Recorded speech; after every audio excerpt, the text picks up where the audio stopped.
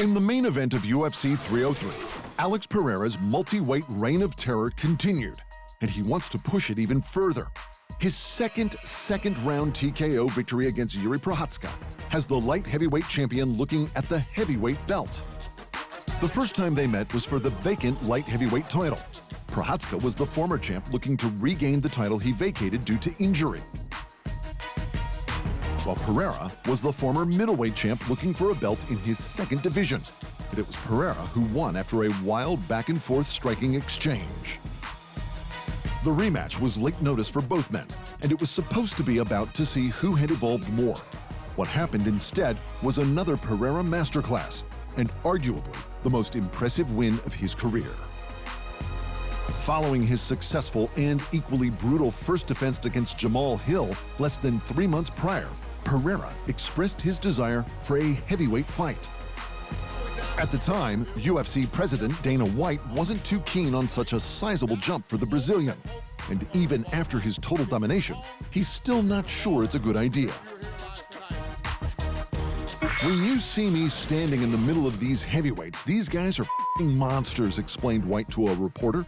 You said he was 230 pounds today, right? Some of these heavyweights are 265 pounds. They're cutting to 265. It's just a whole other level. As for Prochazka, the former champ is at a crossroads in his career, and he seems to know it. Hello everyone. Thank you for all your support. Thanks to you, Alex, for the fight. It was better. And only one thing goes on my mind, that I need to evolve to the next level or don't fight again. So it's simple. To be the strongest, this is the way. Thank you. See you in the gym.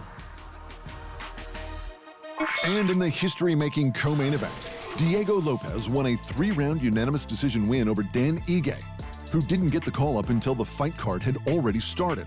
He wasn't even scheduled to be at the event.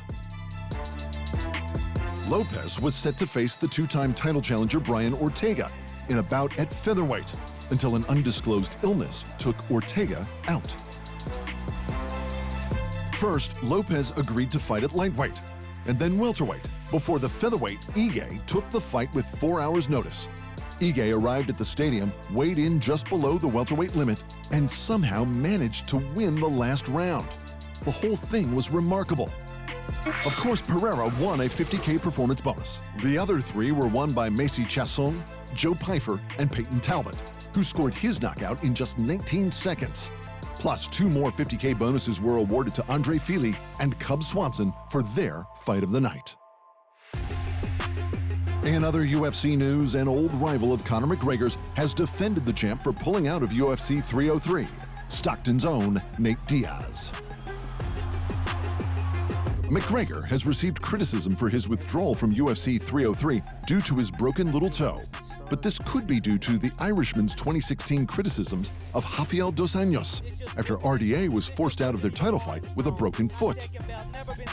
However, the 39-year-old Diaz, who replaced RDA in that bout, believes McGregor has made the right decision. I think he learned from experience, and all these inexperienced people out there talking just speaking for their inexperience, said Diaz. They're going to have to deal with the criticism until the fight gets done, but I think it'll happen, and it'll all be good. And to the women's flyweights, Alexa Grasso wants to fight at the Mexican-themed UFC 306, now rebranded as Riyadh Season Noche UFC, at the Sphere in Las Vegas, and she's willing to do it with or without her opposing coach on The Ultimate Fighter, Valentina Shevchenko. That's the plan. That's the fight I would like to happen, said the Mexican champ. I have to be part of Noche UFC. How can I not be part of Noche UFC this year? So I just truly hope she can accept the fight. It's good for both of us. Thanks for watching. And remember, if you want more fight sports in your life, just hit the subscribe button.